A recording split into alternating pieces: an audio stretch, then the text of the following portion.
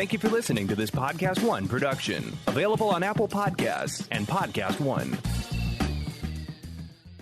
Steve Austin Show is brought to you free today by our friends at betonline.ag. It's the middle of October, and even though it might be cool outside, the sports betting action right now is red hot. We've got the NFL, NHL, MMA, and the baseball playoffs all happening at once. Get in the mix at betonline.ag and use the promo code PodcastOne for your 50% welcome bonus. betonline.ag, your online sportsbook experts and exclusive partner of PodcastOne Sportsnet. The following program is a PodcastOne.com production. He started in a small town in Texas.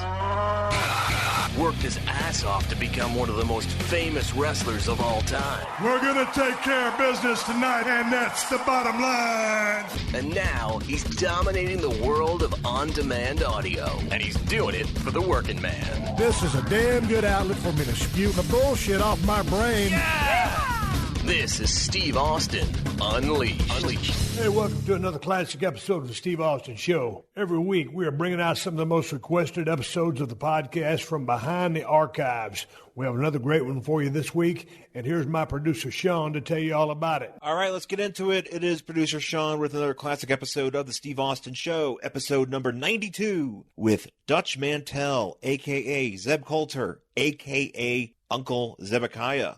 Original air date, February 19th, 2014.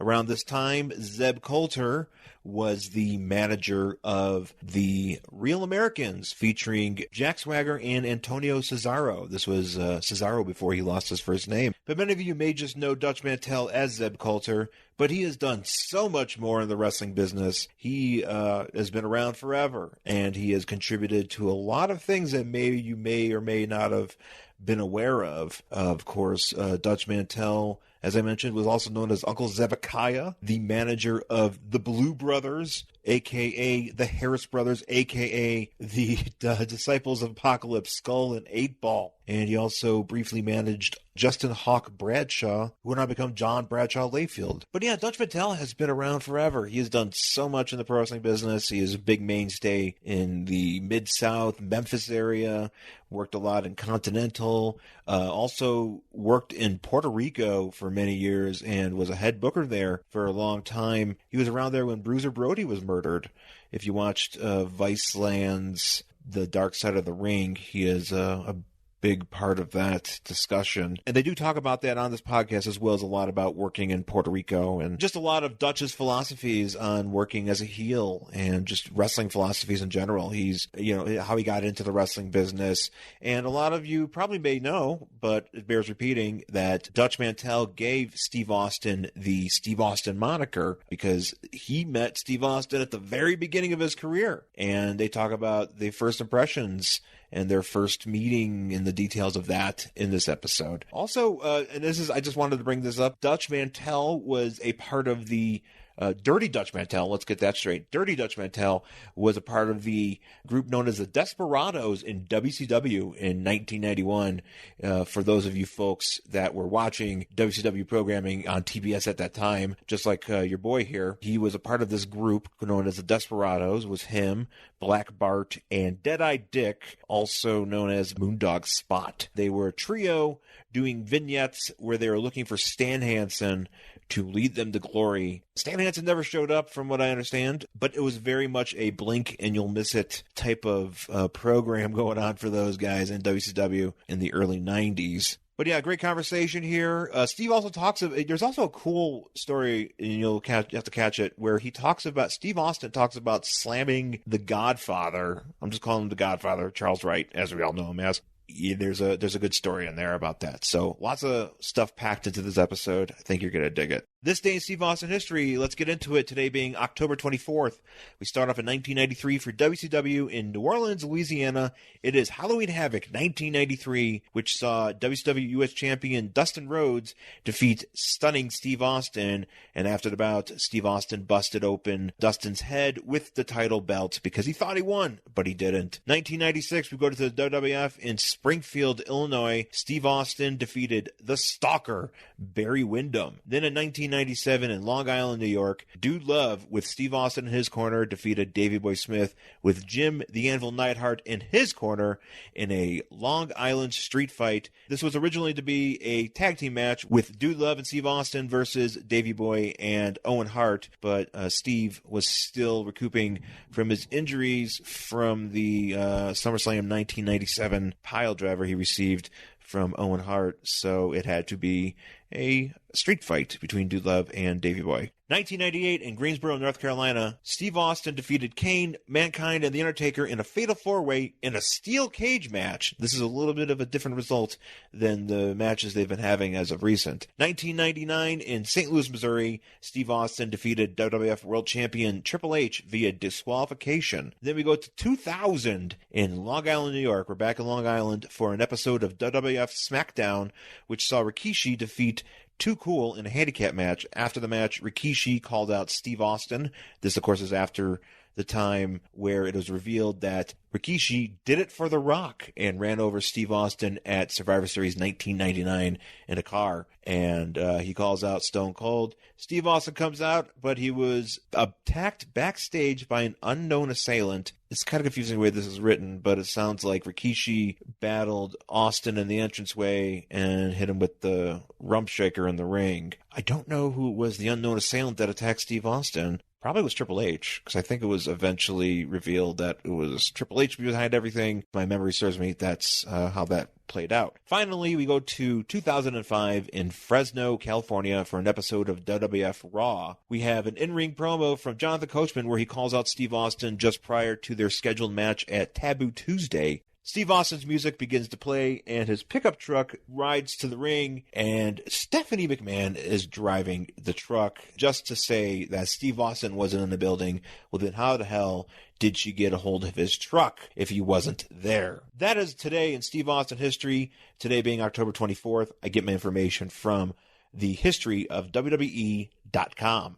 All right, folks, thanks for listening. We'll come right back with Dirty Dutch Mantel on a classic episode of The Steve Austin Show. This year in college football has been lights out, and every Saturday, 317 Gimmick Street is buzzing with gridiron greatness. For all you college football fans, do yourself a favor and get in on the sports betting action because it is off the charts. Here's what we got this weekend. Auburn taking on LSU, Notre Dame squaring off against Michigan, Penn State versus Michigan State, and a massive game that pits Wisconsin against Ohio State. That will be a barn burner. Visit our good friends and exclusive partners of PodcastOne, betonline.ag, to take advantage of the best bonuses in the business.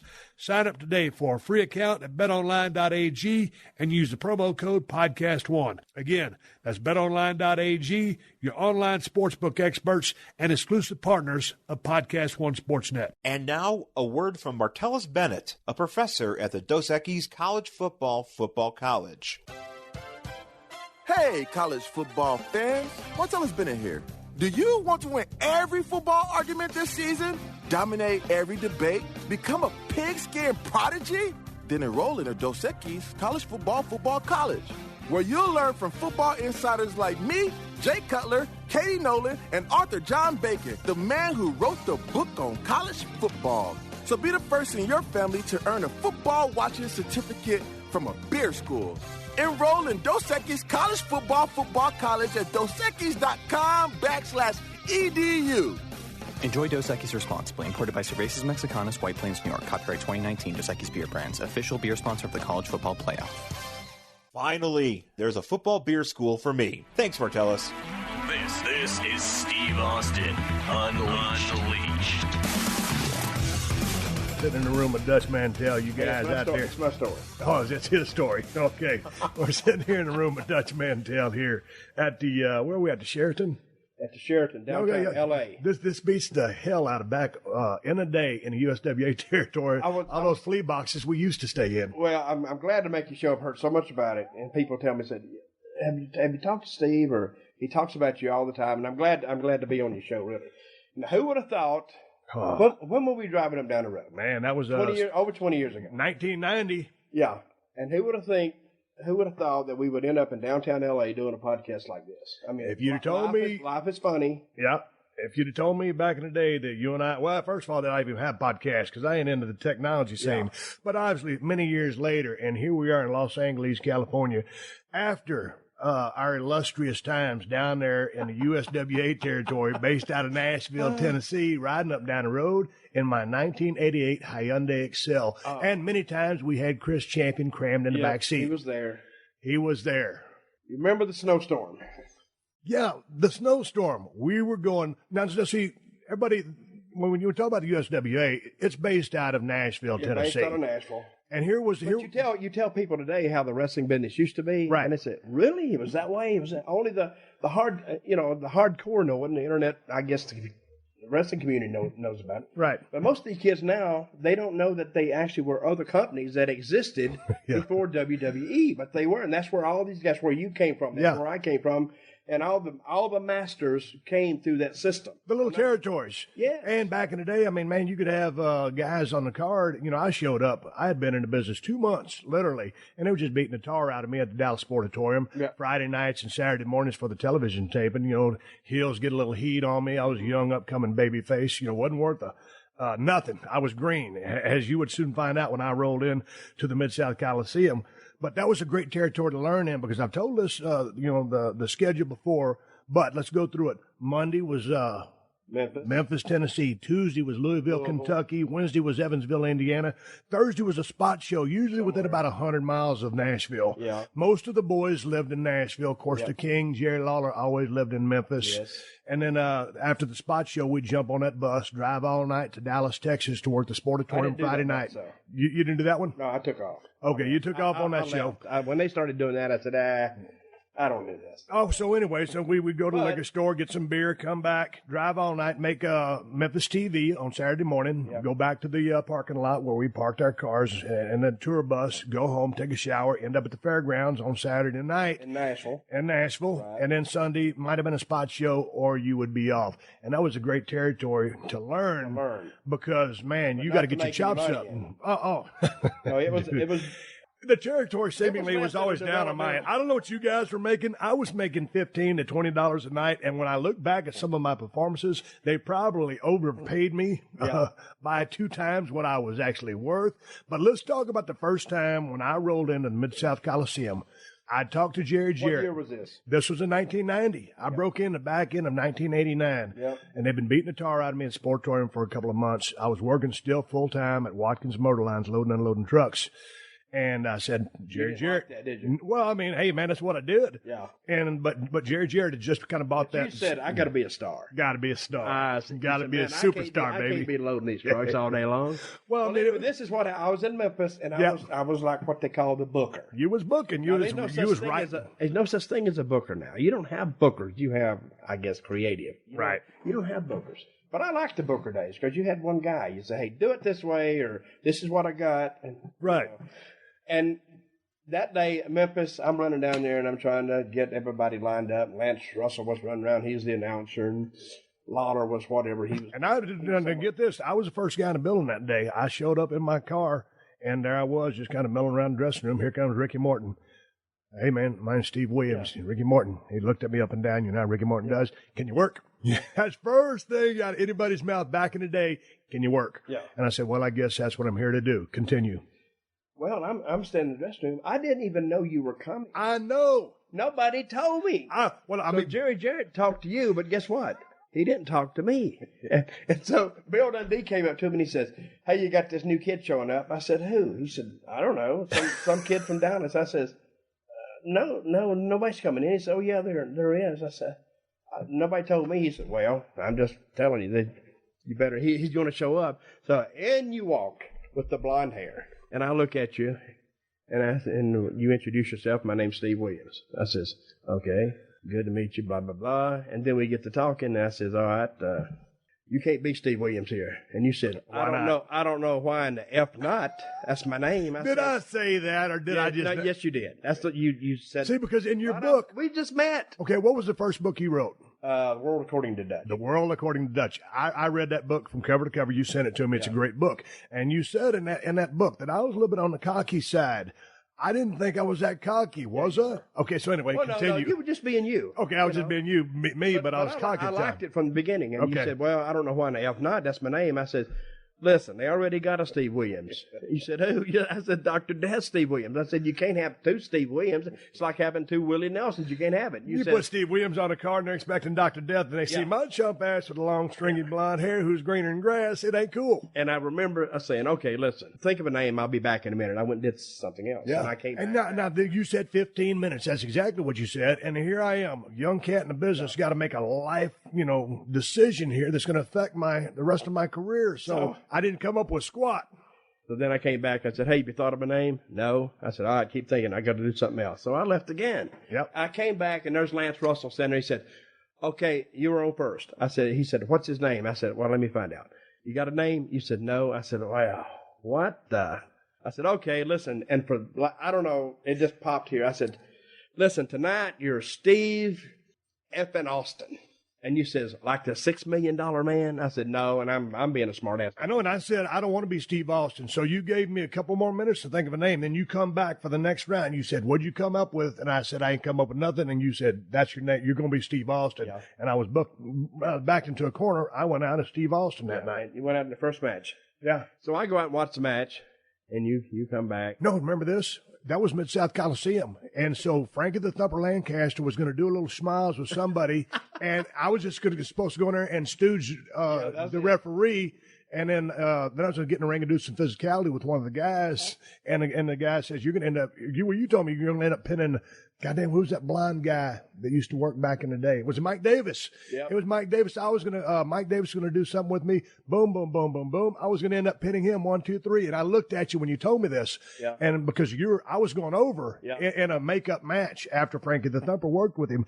And I looked at you with total deadpan because I thought I was going to get beat. And I said, I'm going to lose. And you said, no, you're not going to lose. You're going to get a quick count on Mike Davis. And that was my first night out in Mid-South Coliseum. I thought you had a match. No? No. Okay. No, but I want to go to the match where... Was that the way I said in the book? I can't remember the match. You can't remember the book. Yeah. Well, I've been hitting the head with too many steel chairs, and you've been around a long time. But anyway, the story goes, you come back and you said, hey, and you was all excited. And you said, that was in Lebanon, Tennessee, when I worked with the guy in the hood. Another one? Okay, go ahead. That's the night you hooked up the Undertaker. No. We were in a spot show, and I want to say it was Lebanon, Tennessee. It could have been any town. Okay, but check it out. The Undertaker thing was going to happen in Evansville. I'll tell you the story on that. But anyway, so what happened was we were out on the road, and you said, all right, what do you want me to do? And you said, I was working with that guy who used to work in a hood, and it was Gilbert. A Gilbert guy in a hood. It wasn't Doug Gilbert. It wasn't Eddie Gilbert. Not Tommy. Was that him? Guy about 5'10" in a hood? I don't think so. Anyway, so I was working with a guy in a hood, and I went out there. My headlock was way down low, around the waist level. Everything was very, very bad. Of course, I thought it was the greatest thing since sliced bread. Yeah. I ended up going over. I got the win, and I come back. But I remember when you told me, you said, already a star. Yeah. You said, won 2 matches. You just got there. But you said, your instructions where you said, all right, go out there and give us about 8 or 10 minutes. All of a sudden, I'm thinking, 8 or 10 minutes? What in the hell am I going to do for 8 or 10 minutes? That's that green part where, all I needed was maybe 2. That's how you learn. I know. So we went out there, stomped the joint out. And of course, I thought it was outstanding. And I come in that damn dressing room, and you said, come here. And boy, you chewed my ass out. Gave me the riot act. Chris, come over here. You told Chris Champion, come over here. I put Chris, he's going to put Chris in headlock, and I put him in that sorry headlock that I had. He go, put his head up here. That way you can hear him when he's talking to you, and you can continue to critique my match in a very aggressive fashion. Finally, he pointed at a steel chair. You say, you see that chair over there? And I said, yeah. He goes, you grab, I didn't know what you were going to tell me to do with it. I thought you were telling me to stick it up my ass, or, something smart aleck. And he said, you grab that chair, and you go out there and sit in that door, and you watch every single match on the card. He goes, that's the only way you're going to learn this stuff. Right. And boy, I tell you what, almost for the rest of my career, I watched damn near every single match on the card to see what the guys were doing in the ring, what the crowd was reacting to. And that's what surprised me when I told you to grab the chair and watch every match every night for the whole time you're here. And then later on that night, I actually saw you sitting there. Yeah. You're chewing tobacco and watching the match. And I went, my God, here's a wrestler who actually does what you tell him to do. But I've often told people, I said, that's why I think Steve Austin was successful, because he became a serious student of what he was trying to do. Right. And you made it work for you. It was good. Hey, what was the deal with you and your promos? Because I always hear people talk about promos, and you're one of the best promos of all time. You have gift for gab. What was your thought process behind promos? Because it took me a long time to bring that up to speed. And, when they stuck, I never really had any promo time down there in Dallas. I started feuding with Chris Adams, a little bit of time here and there, but it was just all that, run-of-the-mill stuff that you talk when you think you're a wrestler. Didn't really have any concept yet. So what's your thought process on you just one of those talkative, gifted gab type cats or what? Well, you got to talk to people that they kind of understand what you're talking about. And when I tell wrestlers today, and I would tell any performer, we tell you this, the best thing that you have to do in wrestling is when you walk through that curtain, you got to own the place. But secondly, you got to connect with those people. Right. Some way. And if they like the way you talk, and then, of course they like the way you wrestle, you connect that way. But the best way to get them, when you get them here, when you touch their heart and you make them feel something, you got them. Right. And that's what I always tried to do. I never tried to talk over their head. I didn't talk at them, I talked to them. I wanted them to feel me. Like we're sitting here talking back and forth. Right. And see, my style of talking never changed, whether I'm talking to you right here or whether I'm talking to a camera. I wanted those, and wrestling is so unique in that, like basketball players are, you can see them, they come in on their faces, but wrestling, they come right in on your face. And if you tell somebody who's telling a really good story, right. like watching a movie, you feel it. Right. And when you feel it, you got them.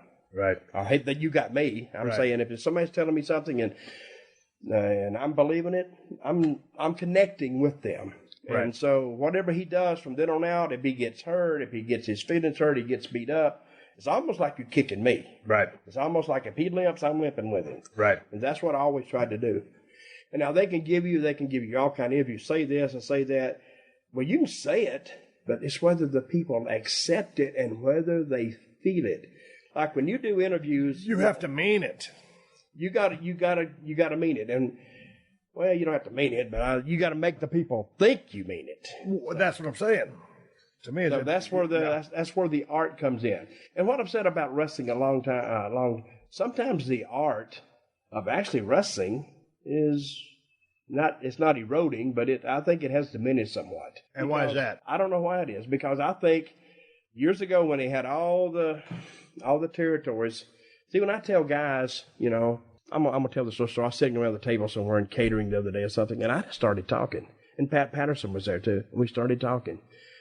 And Pat was telling this, and I'm telling this, and I'm talking about Ernie Ladd, and he's talking about Montreal, and I'm talking about Memphis, and he's talking about San Francisco. And we telling these stories that are so long ago, it's almost in the lore of wrestling. And all of a sudden I look up and there's 10 guys standing around looking, I swear. Yeah. It's like story time. Right. Hey, Uncle Bill, tell me this story. And they were all standing around and they were like wide-eyed kids. Right. They had never heard it before. And like when I wrote 2 books. One's called The World According to Dutch. The other's called Tales from a Dirt Road. And you're supposed to send me that one. You ain't sent it yet. I didn't? Anyway, go back to I sent you the first one. Yeah, you did. I'll buy the second one. We'll call it even. But unless some of these stories are written down and documented, they'll just be lost. Oh, that'd be a shame, too. It would be. Yeah. There's so many stories that are still untold. Right. And, one thing in my books, and I think all books should be this way, I don't out anybody. No. If somebody That's is not like, what it's about. If he has a problem with drugs, I don't say that. Right. If he has a problem with whatever, drinking, this, I don't bring it out because I wouldn't want it brought out about me. No. Not that I have any thoughts anyway. What Never. I'm saying, they'd have to tell a lie if they said it about me. Yeah, anyway. of course. But I don't want that brought out, and it's a funny book. Everything is humorous, and I don't see the purpose of that. Because a lot of guys, and I'm not saying this to target anyone, but nobody wants to hear this guy didn't like me, and this is why I got held back, and this guy tried to screw me, and nobody wants to hear that. Mm-hmm. I don't want to hear it because to me that's their private agenda, and whatever they're trying to push. Okay, I'm agreeing with you. Just tell me a good story. Just tell me. If someone wants to talk specifically about their personal problems and they want to put their stuff out there, I'm okay with that. But just me, like my podcast, I don't want to say anything bad about about anybody. If it's not good, we can't say anything bad about eBay. Oh, well, I'm hey, man, it's your job, not mine. right now. But you remember the snowstorm? I remember the snowstorm, but man, I've bits and pieces of it. I just know that you and me had left Nashville. From Nashville to Memphis, it's 205 miles one way. All of a sudden, we're driving down there, it gets real hairy, and things start freezing up. You continue. Well, it was bad weather that day. Well, who was I working with that night? You were the booker? I mean, I'm sure it's a great angle to help my cause. It was going to blow the roof off. Genius. It was going to blow the roof off the Mid-South. But it was bad weather, and they were predicting snow, but, it's going to miss us. No, the Weather Channel said, no problem. So we start driving in your Air Honda. Yep. So we're driving down, and it starts snowing a little harder, and I had called, I forgot who, I think I called Lawler. I said, hey, you're not going to cancel it? No, we're not going to cancel. We don't do that. And that was a call from either your place or off the side of the road, because we didn't have no cell phones back in. No, we didn't have any cell phones. So we start driving, and the closer we got to Memphis, the more the snow started coming down. And by the time we got to Memphis, hell, we was in a damn blizzard. And so I remember, and it was getting dark too, and it's colder than hell, and we get off at Highland Avenue, and we try to work our way around to that Coliseum. When we pull in, and we run right into Lawler pulling out. And you rode your window down and you said, hey, we're running? No, we're not running. It's a blizzard. What is wrong with you guys? Are you crazy? And the thing about it is, Lawler lives in Memphis. He didn't just drive 205 miles. He didn't have 205 miles to drive back home. So it's 6 o'clock in the afternoon and it's dark. This is January, February. So we start back. Another 205. It's actually long. It's about 230 is what it is. But it's a long way. Now we got to go through the storm. Now the storm was moving east, and we were going west. So we was, on the way back. Now it's longer. Now it's going the way we're going. Yep. And we go about, 100 miles. I remember your windshield had a little crack in it, and somehow some moisture would get in. It actually started snowing in your car. We were inside. And we made it as far as some truck stop, and we spent the night on the side at the truck stop, sleeping on one of the booths there. Right. And we got back in about the next day, about 11 o'clock. And I remember I got sick, almost died of the flu or a really bad cold, and I never will forget that. We got in. Finally, we slipped and slid and worked our way back in. Every time I would say something, just in conversation or whatever, you'd always pull out one of your Dutchisms. Well, you want to be a wrestler. Or I would say something, or you would ask me a question, I'd give you an answer, just a plain vanilla answer. And you go, well, you ain't got to get hot about it. Yeah. And I'm thinking, well, this guy really thinks I'm mad. And I didn't say nothing. I use that to this day. Yeah. We used to ride down the road. You texted me that yesterday. Well, you don't have to get hot about it. Yeah, well, hell, it looked like you were texting a little aggressively back at me. We had so much fun traveling down the road. Well, I did. I mean, you might have been bored. No, I did. I had a great time. I really did. But we were riding down the road, and that's what, I know a lot of guys these days are doing tour buses. And I would like to maybe have gotten into a tour bus maybe towards the back end of my career. Maybe I would have held off another year or two. But we would ride down the road in that Memphis territory and tell stories and talk about the business and talk about the matches, about psychology. I'd ask you why you did this, what for, when, why. It was all about learning the business and just talking about it. In my book, I talk about how I learned the business, and it was riding with guys who'd been there before. Right. I would get in the car, and the 3 veterans, they've been in business 10 years, 15 years, and I'd be the driver. Right. And they'd start drinking beer after the matches were over. Right. And I give them, especially in summer, the windows were down, and, we'd all, sweat. And when you drank that beer, it'd start hitting them. Yeah. And then I'd ask one of them, hey, did you see my match? And they said, yeah. And then they start talking to me. Actually, my schooling started at about 11:30 every night. Right. And it would last from an hour to an hour and a half. Right. Then they start telling stories. And I said, and that's where I learned the history of pro wrestling, is listening to them. Who were some of the guys that were maybe influential in your psychology or your work style in the ring? Obviously, you were Dutch Mantel in the ring, but who helped inspire that, or how'd you come up with your style? One of the first guys who ever really became one of my mentors was the assassin number 1, Tom Renesto. And then Jody Hamilton, but Tom much more than Jody, because I would ride with Tom. Right. And he would talk, and he'd tell me all these stories. Of course, through the years, I can't even remember all the old-timers that told me this story here and this story here. And then I would learn about See, when I tell guys now, when I started out, we talk about the WWE, the only game in town now. Right.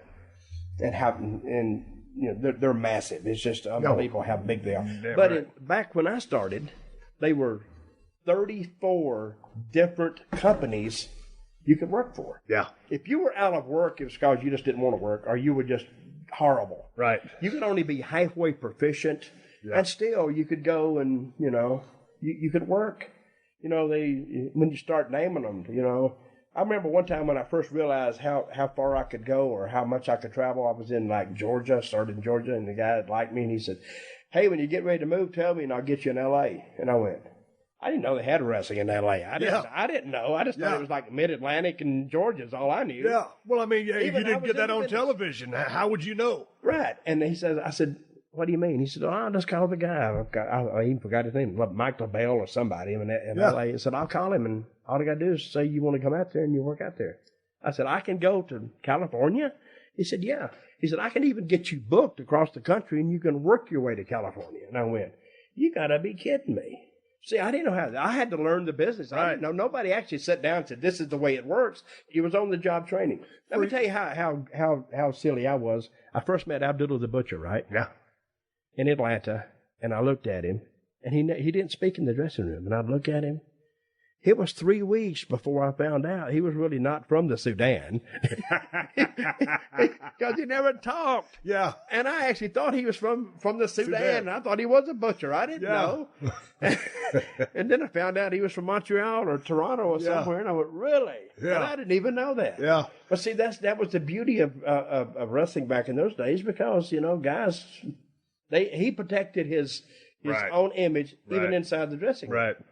How long did it take you to really pick up the goings-ons of being inside the square circle from a standpoint of, obviously the mechanics are one thing, and you got that down, obviously, I would think at an early age. Psychology. How long did it take you to put together, premier psychology to work a hellacious program, be it heel, babyface? Well, I never really, you don't really stop learning, tell you the truth. You can still even learn, I can learn today, but for me to actually I've kind of got the concept, but it was applying the concept, executing the concept. And I'm talking about when I would come out of the ring, the guys saying, "Hey, come here." Yeah. Like I did you. Yeah. That's how you learn. Yeah. Come here. Don't do this. And don't do that. And that is stupid. And, and so it wasn't an overall view every night, but it was like bits and pieces. Right. And you got to take those bits and pieces and to make it a whole. Right. And it probably took me, I don't know, it probably took me 3 or 4 years. Right. But in those 3 or 4 years, I was working territories, and I was working 6 days and sometimes 7 days a week. And I went to Louisiana one time. Don't remind me why I went there. I don't know. But sometimes you'd work twice on Sunday, twice on Saturday. Double shots. My God. Yeah. I said, and you'd work like 3 o'clock show, and then get in the car, go. Yeah. And you'd run to this next town, and then you'd work there, and then you'd go home. See, sometimes you tell I remember we had to make some trip, not too long ago, and we was coming in from Europe, and we had to make some town, and the weather was bad, and somebody said, "Well, we may have to rent a car." And it was about 400 miles. Right. I said, "Guys, we got to rent a car. Well, I'm not renting a car. I'm not going to say who said this. I'm not renting a car. And I sit back and I says, "Wait a minute. If they tell you to rent a car, you're going to rent a car and you're going to drive 400 miles with a big smile on your face." Right. Because, hey, we used to do this every day. And you're saying, "No, you can't do it." Yeah. But we didn't have to do it. I mean, we got there. But, sometimes we used to do this every day. Mid-South, we drive any day under 200-mile trip one way is almost like a day off. Right. And that was considered a short trip. Well, it wasn't a short trip, but that was the shortest one they had. That's what I'm saying. Yeah. So it was a short trip. Yeah, it was. But let's go back a little bit now. And we didn't have trainers. Right. No. We didn't have doctors. If you got hurt, hey, you better be at that town tomorrow. Yeah. And you know why? But that's what a lot of... you wouldn't eat.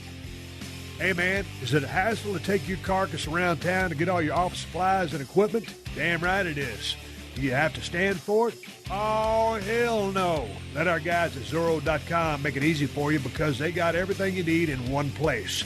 Zorro.com, spelled Z-O-R-O, is where you'll find everything you need for businesses of any size and almost any industry. Electrical, plumbing, contracting, manufacturing. Don't sweat it because Zorro has you covered. Zorro.com has tools and equipment, safety and office supplies, cleaning gimmicks, and more from brands you know and trust such as Stanley, 3M, Milwaukee, Schneider, and Rubbermaid, just to name a few. Zorro.com offers amazing customer service from real people based in the U.S.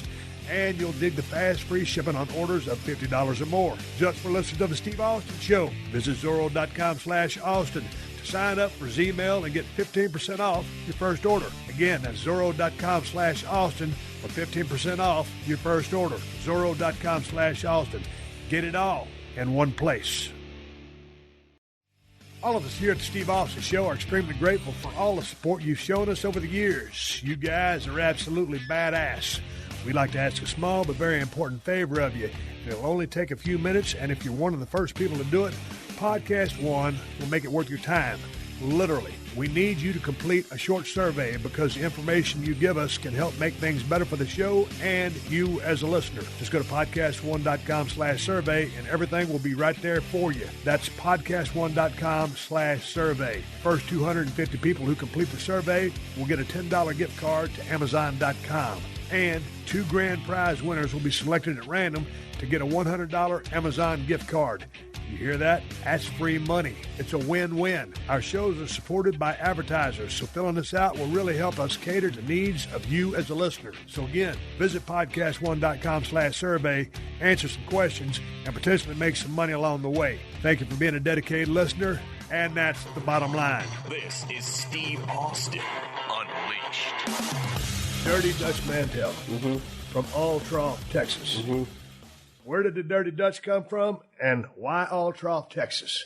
Well, I didn't want to be from Dallas, Texas. I didn't want to be from Atlanta, Georgia. I didn't want to be from Miami. I want to be out of a place where everybody knows where that is. So I said, well, if I say Altroff, Texas, people say, where in the hell is Altroff, Texas? So people used to ask me, hey, where is Altroff? And I said, you know where El Paso is? I said, yeah. I said, but it's nowhere close to there. So look on another part of the map. And, Altroff, I just made it up. It was, and then the dirty part, Dutch, I had to pick a D, so dirty. So I just made it up. Somebody said, who gave you that? I said, nobody gave me that. I created it. Unless you created it yourself, nobody else is going to take the time to create that. So, and I just went out there and I would just say, hey, it's going to be a fight, and you're not going to win it. So, and if I'm going to hit you first, because I know you're going to hit me, so I'm going to try to hit you first. So.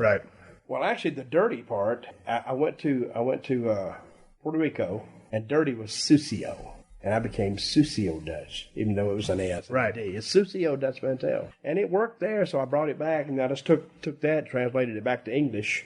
And I always told everybody in Puerto Rico, one reason that I went down there and really kind of, for the time, we were doing 16,000 seat houses. We'd sell it. That's astronomical. I was the first American to go down there and trash talk the island.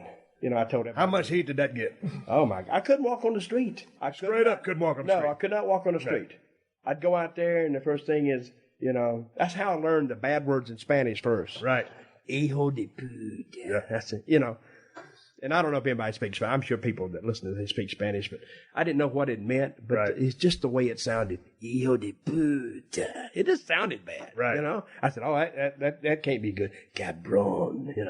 And it was just, that's how I learned the bad words. But I could not take 3 or 4 steps on the street in Puerto Rico without somebody saying something to me. And they wouldn't come up and confront me directly because they were kind of afraid of me. But they would throw rocks at me.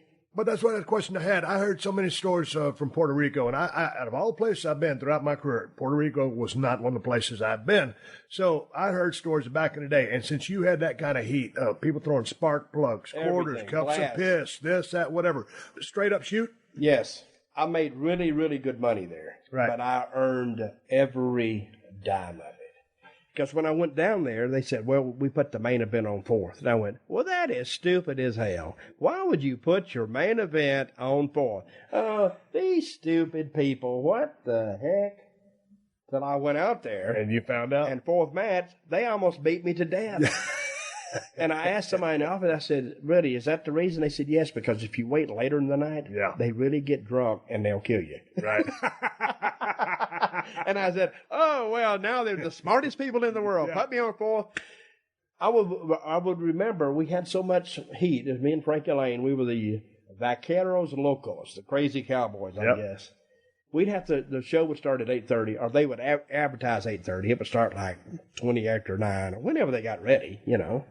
And the people would be lined up at 4:30 in the afternoon to buy tickets. And that's when we would get there. Jesus. And we'd get in there, and now we got all that time to kill. And then after the matches, right, say one of the guys would be on the main event, we'd be traveling with, we'd have to wait till the matches were over. And sometimes in some of the big stadium shows, matches would be over at 11, 11:30. We'd leave at 2:30 in the morning. Because people would wait on you. Right.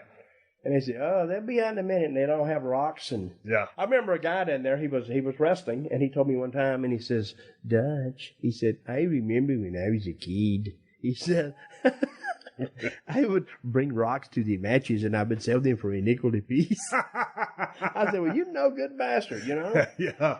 And when you would hit that field, sometimes they would throw so much stuff. Right.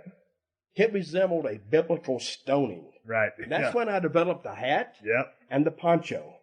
Because what the poncho did, I just pull it down. Right. And it would hit that and hit the hat. I'd turn the hat toward the people, and we would have the titles, the tag team titles, and I'd put it up around my head. They would just straight up. That's why you come up with a cowboy. Well, I had the hat anyway. Yeah. I actually bought a bigger hat with a bigger brim because it would cover more area. And that's when I got the poncho. And I'd pull the poncho down. Right. And that would take, and you could hit you. It would be rocks. It'd be spark plugs. Right. A lot of times it would be a Coke cup with ice in it. Right. And they all played baseball year round, so they all had. Oh yeah, they all got a gun. They all had great arms and had guns, and they would just rip you up. Hey, so you've heard people fighting back from the ring. Yeah. A couple of times we fought going to the ring. We had this cage match in Roberto Clemente one time. Yeah. We went out there fourth. And we fought. We had about 10 cops around us, and they were punching through, and I'm kicking the cops. It was a fight, a moving fight. Yeah. We got to the ring, and I got in there, and I went, damn. And then I looked at those people, and they looked at me. They're all drunk. I wish I'd been drunk. Yeah. And I'm thinking, I just came through those people. And in about 15 minutes, I'm probably going to have to be going back through them because I don't think they're going nowhere. Yeah. And it's going to happen again. Yeah. And I went back. I remember we got back through them that night, and I actually sat down. When we got back in the dressing room, I just sat down and went, damn, I don't want to do that again. But you know what? And now as we talk about it, and it's scary while you're doing it, but you kill for that kind of response, to have that kind of heat as a heel. I mean, that's money. Yeah. It's scary as hell. And I never had that kind of heat on me or was around in that day when that stuff was going down. But I mean, that's the kind of heat you dream about. Well, they thought the space program was fake and wrestling was real. Right. Right. Yeah. Because I went down and I talked about their women. I talked about their food. I talked about their language. Yeah. Similar to today. But, I was the first one to do it. Right. And I touched the nerve because I found out I didn't know anything about Puerto Rico, but I knew that, and I've had, when I got down there, it's a winter, vacation spot. And I talked to some Puerto Ricans from New York, and they told me that they're very sensitive to, because in New York, Puerto Ricans look down on the native Puerto Ricans. Really? They look at them like they're like the rednecks who never left the farm. Right. You know what I mean? Right. And they go down there, and there's a lot of heat between the New Ricans and the Puerto Ricans. Or what they tell me, I don't know. And they said they're sensitive about this and this and this and this. So I just took what they told me and applied it. And of course, when I would do my interviews, I would do it in English but I told them I spoke Spanish and I'm very fluent, but I thought it was a primitive language and I refused to speak it. And the guy, his name was Riquín Sanchez, and he was about drunk all the time. And sometimes he would do those interviews. He's hammered. Yeah. So he would he'd throw his own commentary in there. And he probably helped me more than anything. Yeah. People hated me. Okay, so with all that heat going on in Puerto Rico, did you ever do a turn and work babyface over there? No. Never did. Never did. Maybe later on, 10 years later. Right. But not during the peak of the heat. I remember one time, it was at Christmas, and they said, we want you to dress up like Santa Claus. And Carlos Colon, the big star down there, he was going to wrestle Harley Race for the world title with Roberto Clemente. And I thought it was stupid for me to go out there as Santa Claus And they said, hand out candy, and they were saying things in Spanish, and I was going, Feliz Navidad, but I had got an accent, right? Yeah. And they were looking at me, like, my eyes are green. You don't look like Puerto Rican Santa Claus. People looking at me funny anyway. Right. But I remember that, you know, I walked up close to the ring, and when the match was over, I was supposed to hit the ring and, you know, cause Carlos the match. Right. Which I did, which was a mistake. Right. Later on, in retrospect. And I remember looking at Harley, and, you know, Harley's kind of the type you don't phase much. Right. And he looked at me and he says, Kid, we need to get out of here. I was saying, Harley never talks any louder than that. That's a shoot. I said, well, I'm thinking, boy, it took you a long time. I was at that same conclusion about 5 minutes ago before I got in here. Yeah. And, brother, here they come. Hey, you, as a heel, you had a real mean streak. You was a low-down, dirty piece of trash. As a babyface, you had great fire. Yeah. And to me, those are two ingredients. Whether you work in babyface, you got to have fire. You got to be able to sell. Mm-hmm. But you got to have that spark. As a heel, you got to be a mean bastard. Your career, you've worked both. Did you prefer working heel or baby? Well, you got more control as a heel.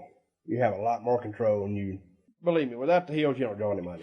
Well, right, but so you got more control. But so, what did you enjoyed working heel the most then?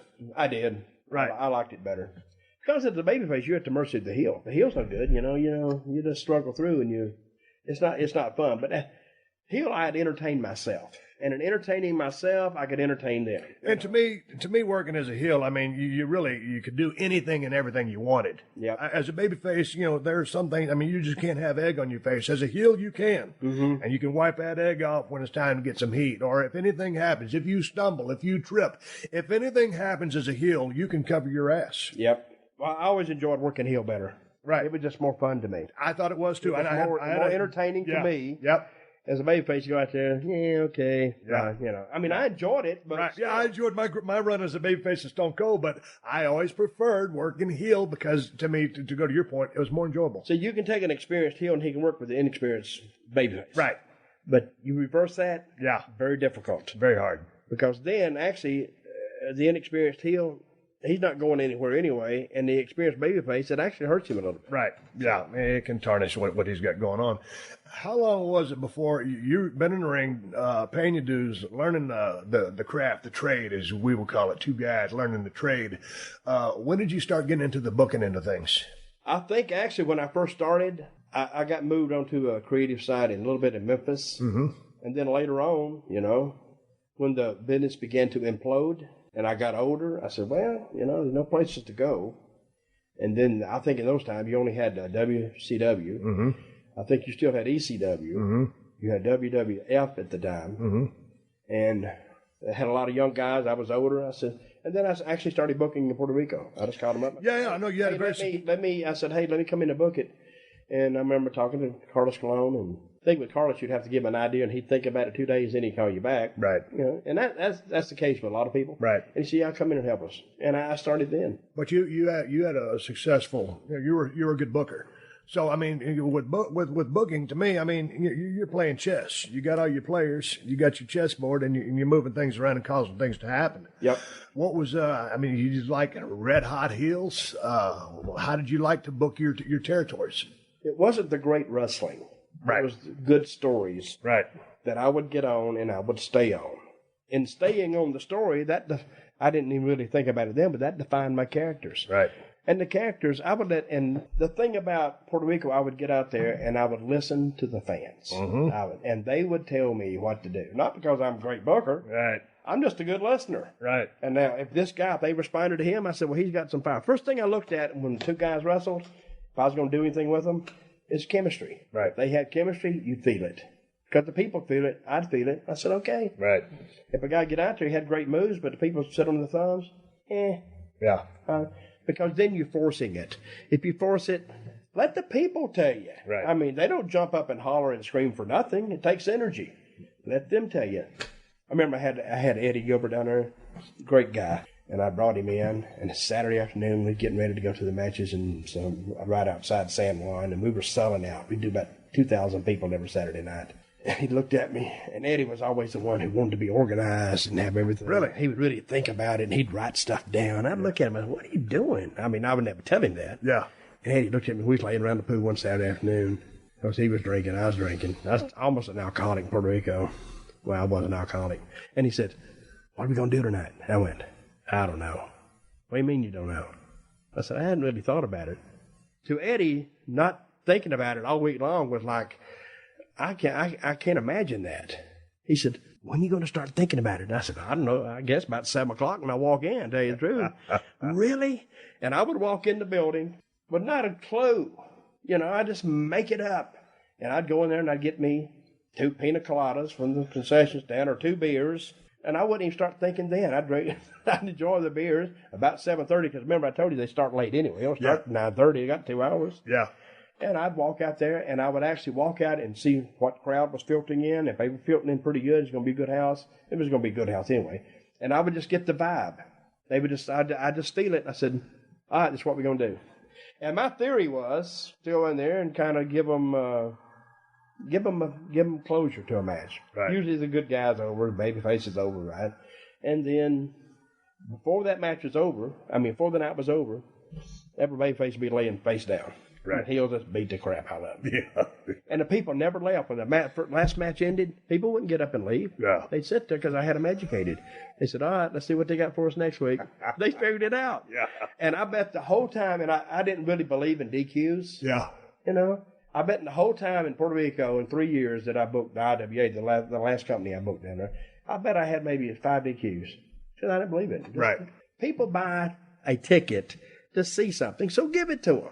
We didn't do a special TV taping. Our Saturday night show, live show, was our TV for the next week. So I would actually show the matches from Saturday night back that I had asked the previous Saturday for them to pay for. Right. And when I do big shows, we do 14,000, 16,000 people, And I wouldn't bring in like 10 extra guys from the outside. I'd bring in 1 or 2, and that would be... Because if you bring guys in, the next week, guess what? They're leaving, and you're stuck with your same crew. So I did all my stuff with my crew. Right. So I didn't have any... To me, it was an entertaining show, and I did a lot of, vignettes, outside vignettes and stuff. Because I'd be sitting around, and say on a Tuesday, drinking, whatever, and I had a little camera. I didn't have an HD camera. I just had a little handheld camera. And I'd call up somebody, hey, come over here and pick me up. We're going down to Old San Juan. What are we going to do? Oh, we're going to shoot something for the show Saturday. And I would go down, and we'd shoot something kind of silly, kind of goofy, but with a point. Right. We'd play it Saturday. I just make it up. I entertain myself. Right. So. Now, who were some of the guys that were running on top with you? Savio Vega. Yep. Remember him? Yeah. Yeah. I love working with Savio. Your good buddy. Yeah. And Miguel Perez. Yep. Him. Hurricane Castillo. And then I had this guy named El Exotico, which was he's the one who bought the rocks. Remember, right? When he was a kid, beat me up. And then I would a guy named Abyss. He was there, and Shane, the glamour boy. And now these to the general public, these names probably won't mean that much, but I didn't take them because they were great wrestlers. I just told great stories with them. Right. And I would, like I said, I would get on a story and I'd stay on it. Ray Gonzalez, he was the Ric Flair of Puerto Rico. Ray Gonzalez? Ray Gonzalez. I got to check into that cat then. I got to find some on YouTube. One other thing I was going to ask you before we jump out of Puerto Rico, you were there when Bruiser Brody got killed. Yes. What happened? Brody was, and he was like me, we were just making shots at the time. I would be in, and he'd be in, and we were both there at the same time, and they had this big show, and they would bring you in for like a Friday, Saturday, Sunday shot, and you would leave on Mondays. And I don't know what happened. There was heat between the Invader and him. From what I heard, I'd never heard anything previously that they had heat. And I remember I rode to the show that night with Tony Atlas and Brody. We went in, and I've written an article. It's on the internet if you want to look for it somewhere. I don't even know where it is now. But I could always feel, guys who are survivalists, I think you have the same feeling. You can walk into a room and you can feel tension. Right. You can feel it. And I felt tension that night when I walked in there, but I couldn't pinpoint it. But it was a very uncomfortable feeling, a very awkward feeling. And I sat down, and this was about 7 o'clock, 7:30 maybe. The feeling became kind of overbearing. I said, I got to get out of here. Really? Yes. So I got up and walked, and I remember walking in, I had to walk by the Invader, Carlos, and Joe Vica, who owned the company. And they were sitting there, and I don't know what was going on with them. It just didn't. I can't pinpoint anything. But I walked out to the dugout just to see who was coming in, because I didn't want to be in that closed up environment. Right. And I bet I was out there 5 minutes maybe, and when I walked back in, it had already happened. Oh. Because I heard that the invader got up, and I've written this. There's nothing that's a secret. And he asked Brody, "Can I see you in the shower?" And they walked into the shower. What happened in the shower? What happened? And they said he staggered out, he was cut, and he went down. You know, it was chaos in there. And yeah. The invader left. He took off. He left the building. And Brody laid there for like a long time. Right. And he was hemorrhaging. And it took the ambulance a long time to get there, because that's the infrastructure of Puerto Rico. Right. They weren't built for the cars. And the place was jam-packed. You couldn't move. Everybody's trying to get in the building. Everybody trying to get in. And they finally, I think, somebody called the radio station and told them to put out a call for the nearest ambulance crew to go to the stadium. And the ambulance crew heard it. They was out of McDonald's or they was out of Hardee's or something. Right. And they came over there. Right. And it took them a long time to get him out. And I remember after it happened, I went back to the hotel that night. But y'all worked the show then? Worked the show. Okay. Yeah. Worked the show. Damn, the show must go on. Yeah. And we didn't know what had happened to him. But when I left... So at that point, you didn't know whether he was going to make it or not, but he was probably alive when they took him out? Yeah, I didn't think he was going to die. Right. I didn't think that. Right. You know, but I knew it was pretty serious. Yeah.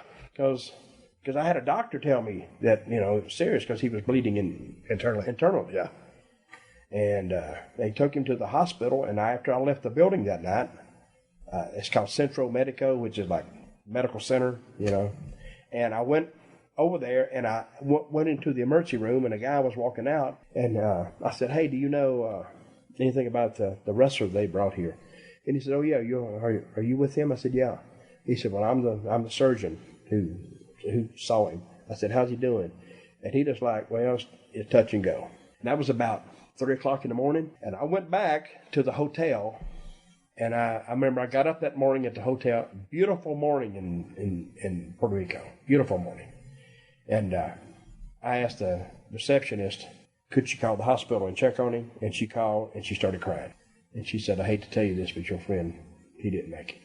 So, damn. It was strange that would happen, because, you know, you think of a dressing room as a sanctuary. Right. But it wasn't. And then later on, they had a trial, and they had all this. And you know, everybody knows how it ended. Yeah, man, weird deal. I just wanted to cover that because I know you spent a lot of time down there. I of course, was a big Bruiser Brody fan. I mean, I just loved the way the guy took care of business in the ring and his promos and all that. So from a big fan standpoint, and of course, my old travel partner was Mr. USA Tony Atlas. You know, but we never really talked about the Brody incident. But he said he was holding on to Brody there for a while. Tony Atlas was one who actually, Brody was a big guy. Yes. He was 300 pounds, 290. And the Puerto Rican paramedics, they couldn't carry him. Yeah. You know, because the legs fold out. Yeah. They had to go up some steps. They couldn't do that. So they had to actually carry him. And I remember Atlas actually carried the back end. Had 2 guys or 3 guys on the front. They picked up the front. He picked up the back, and they got him to the ambulance. God dang. Sad story. A bad story, and we're going to segue out of a bad story. I want to go back real quickly. I think the building was Evansville. We ran Evansville on a Wednesday every week, USWA, and that's where we got our paychecks. I take this back. It happened in Louisville. It was in Louisville, Kentucky, and it was you and I in a tag match. There might have been one other guy on our side. It might have been a 6-man, but our opponents were at the time The Undertaker working as the Punisher? Master of Pain. Was it Master of Pain? Mop. Okay, he was a Master of Pain at that time. I think you had given me one time before I get into that story. We were riding down the road, you, myself, and Chris Champion, and you had given me the Steve Austin name, and we were talking back and forth and just jacking with each other. And you go, "Hey, look at it this way." He goes, "One of these days you can turn heel and call yourself Stunning Steve Austin and be a cocky, arrogant heel." So I think at the time I just came back as Stunning Steve Austin. Nonetheless, we're in the Louisville there in the Gardens. And we got a tag match, and the Master Pain's over there, along with Soul Taker, who people know as the Godfather from WWE. Maybe, like I said, maybe to some other See, I people. was running my own developmental and didn't even know it. Yeah, I didn't even know it. Boy, what a cast of characters there was in that damn ring. But we're standing on the corner. There was a 6-man tag. Someone else in the ring, and you and me are standing on each corner. And you look at me, and this is like telling the big bully or the dumb kid on the playground to go do something, and they go do it. Yeah. I was so green. You go, hey, next time you get in there, pick up that big ass Soul Taker and slam him. So I said, okay. So sure enough, I get tagged in. Soul Taker gets tagged in. This is a big dude. He probably weighed about time, maybe 330. Yeah, big dude. And I was all in shape, probably 255. So as soon as I get in the ring, I pick his ass up and slam him. It was like, he wasn't expecting that. He was the senior guy in the ring. I was probably going to be on the listening end at that time. And so it got over like a fart in church. And I remember he had that little come to Jesus meeting with me once we got in the dressing room. And he goes, hey, brother, he goes, next time we get in the ring, you just slam me. The deal was, I just took your advice and went and slammed a guy, and it pissed him off to no end.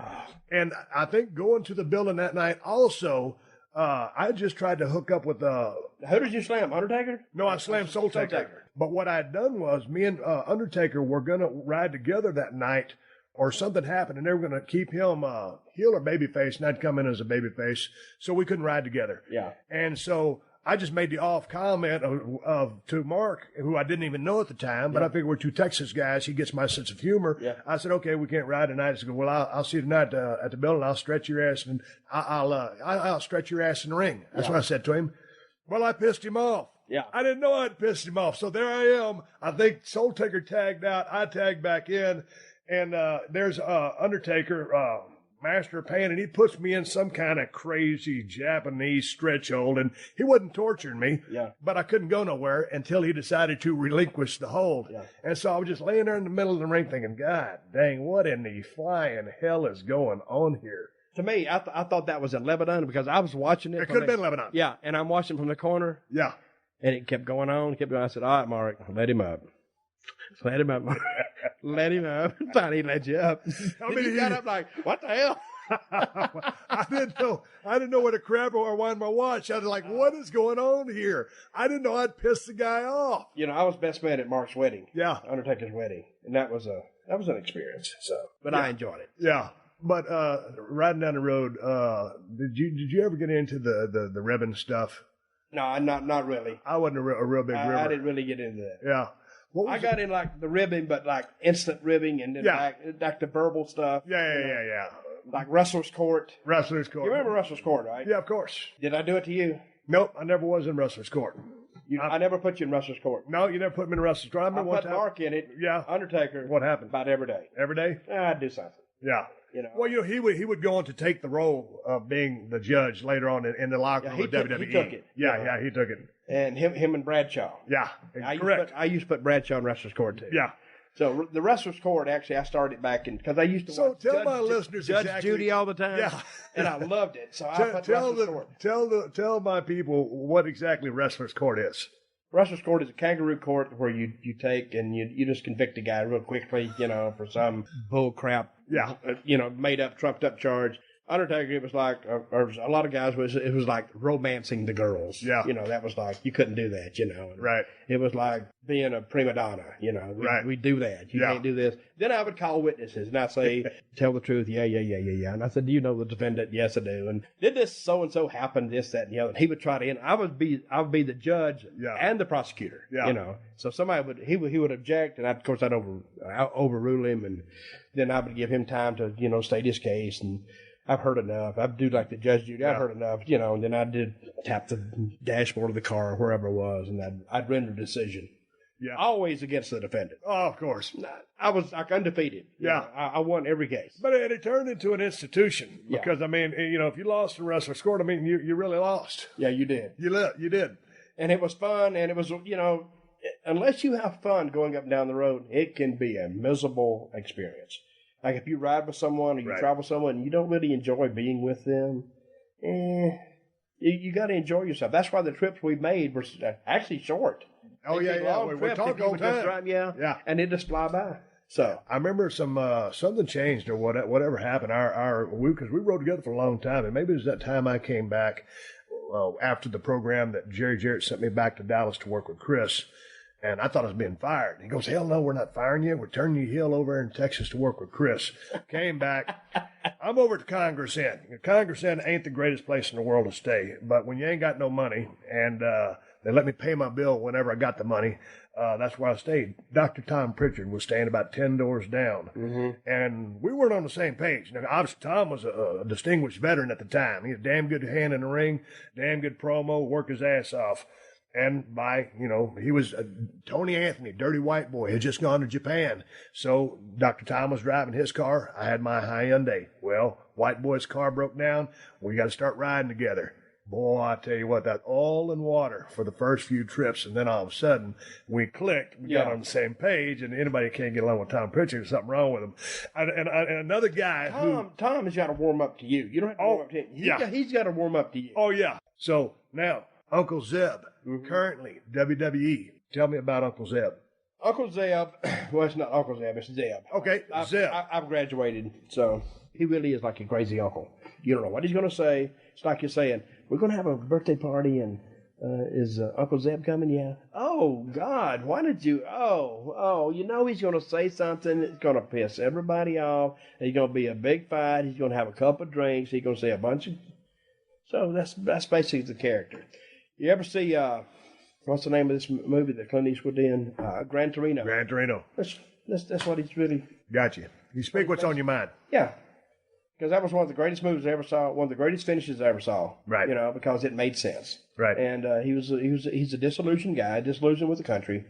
But if you get to talking to him, he can convince you that this is really what's happening. So when you look out on the street, you see what he's talking about. Right. He sees it a different way than other people would see it, but you really can't discount what he's seeing. Right. Because there is an element of truth. It's an honest account of what he sees. Right. But you can disagree with him. Right. Doesn't mean he's wrong. No. And that's what he is. So the real Americans. Yeah. We got Jack Swagger. We got Antonio Cesaro. Right. Are you able to spend any time with these cats on the road at all? Oh, all the time. How's that going? Y'all making road trips together? Or what's the travel system these days? Well, we ride together a lot. Yeah. Talking about the business? They talk about everything. Yeah. I mean, I don't change. Yep. I still talk about what I want to talk about. And when I meet somebody, I like to find out about them, their experiences, their country, their past. Say with Jack, I talk about Oklahoma football and what he did and this, that, and I know about his family and I kind of like to know that where he comes from. Right. Antonio's the same thing. Antonio has a unique story. A lot of people say, how can you take him as a real American when he's not even from America? Well, he actually came through the right way. Yeah. He got his green card. He got all this. He paid all the dues. He did everything he's supposed to do legally. And he's working for, I guess he's working for citizenship now. But he came through the right way. He came through the legal channels. He didn't just come, like I say, sneaking across the border. He came in, and he didn't break any laws. He followed what we had set forward, and so that's how he's a real American. But people, they say, well, he can't be a real American. Yes, he can, because he's becoming one right now. So a couple of weeks back on Monday Night Raw, guys in the ring, Jesus Christ, I can't remember if it was, maybe it was with the Usos.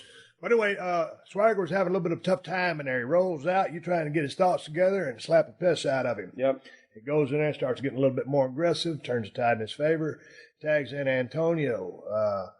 Well, I had to wake him up. Right. Because Jack, sometimes he has you got to make him mean. Right. He has all the tools. He has the size. Mm-hmm. He has the ability. An incredible amateur pedigree. Yes, he does. So he's got some skill. Yes, he does. And I just wanted to wake him up. Focus him. And it made him mad. Made him mad. We had words in the back. He said, why'd you do that? Yeah. I said, well, I wanted to, I guess. I don't know. What are you going to do, beat me up? But, I mean, sometimes, so hopefully he will learn from this. And next time he steps into the square circle, it's with an attitude that, winner or loser. Seriously, when you go to the ring, when you go and do anything, you got to have an attitude. You got to have an ego. And you got to think you're the best in the world. Otherwise, you don't even belong in that ring. Hallelujah. Let's give it up for Geico for supporting the Steve Austin Show for all these years. In just 15 minutes, you can save 15% or more on car insurance. Geico has been offering great rates and great service for over 75 years. And anytime you need help, you can speak to one of their trained specialists 24/7. Go to geico.com and start saving cash. Extra money in your pocket, it may just be the most rewarding thing you do today. Don't forget to rate and review Steve Austin Show on Apple Podcasts and tell your friends to check us out. If you want to reach me here on the podcast, send an email to questions@steveaustinshow.com as far as questions, suggestions, or people you'd like me to talk to. And my beer, Steve Austin's Broken Skull IPA from El Segundo Brewing Company, reached the East Coast. We're out there in Massachusetts, New York, and New Jersey. Get on the El Segundo Brewing Company website, click on the BS IPA button, and an interactive map will pop out and will tell you a location near you to purchase the best IPA in America. I'm proud to be out there on the East Coast representing with this badass IPA. Hey, man, don't forget, over there on ProWrestlingTees.com/Steve Austin, I have my King of Attitude shirts that are available at Pro Wrestling Tees, and Broken Skull Ranch apparel still available. New shirts, especially the King of Attitude shirts, fixing to be added. If you're looking for a badass knife, Cold Steel Broken Skull knife, working man knife, you can find them at Amazon, amazon.com/shop/Steve Austin. I want to say one more thank you to all the fine sponsors of the Steve Austin Show, especially WWE 2K20, Zorro.com, Geico, and betonline.ag. That's how I'm able to do this podcast for you twice a week for free. Please support them because they support us.